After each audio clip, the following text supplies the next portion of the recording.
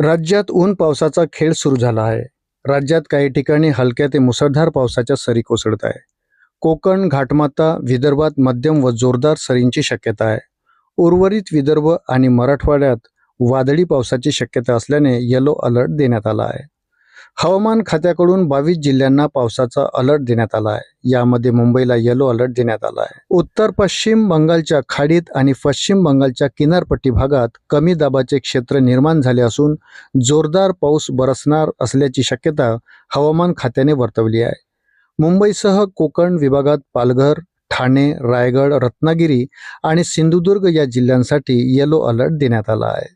तर उत्तर महाराष्ट्रात धुळे, नंदुरबार आणि नाशिक जिल्ह्यात मध्यम पाऊस अपेक्षित असून जळगाव जिल्ह्यासाठी येलो अलर्ट देण्यात आला आहे. राज्यातील काही जिल्ह्यात 30 ते 40 किलोमीटर प्रति तास वेगाने वादळी वारे वाहणार आहेत.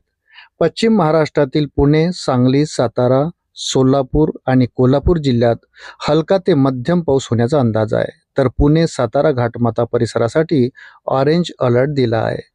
तर कोल्हापूरसाठी येलो अलर्ट जारी करण्यात आला आहे. घाटमाता परिसरात मुसळधार पाऊस पडण्याचा अंदाजही हवामान खात्याकडून व्यक्त करण्यात आला आहे. तर मराठवाड्यात छत्रपती संभाजीनगर, जालना, हिंगोली, नांदेड आणि लातूर जिल्ह्यांमध्ये 40 ते 50 किलोमीटर प्रति तास वेगाने वाऱ्यासह पाऊस होण्याचा अंदाज आहे. विदर्भातील अमरावती, नागपूर, वर्धा, यवतमाळ, चंद्रपूर, गडचिरोली आणि गोंदिया जिल्ह्यासाठी येलो अलर्ट आहे. उत्तर ओडिशा आणि पश्चिम बंगालच्या उपसागरात वादळी प्रणाली सक्रिय झाली आहे.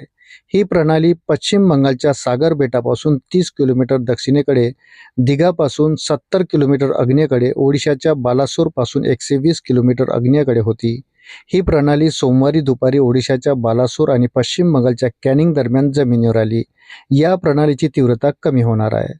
पांजरापूर येथील पंपिंग स्टेशनचे तांत्रिक काम हाती घेण्यात येणार आहे. त्यामुळे मुंबईचा पाणीपुरवठा विस्कळीत होणार आहे. मुंबईतील काही भागात मंगळवारी 15% पाणी कपात लागू करण्यात येणार आहे. आधीच मुंबईकरांना 10% पाणी कपातीला सामोरे जावे लागत आहे. अशाच नवनवीन अपडेटसाठी व्हिडिओला लाईक आणि चॅनलला सबस्क्राईब जरूर करा. धन्यवाद.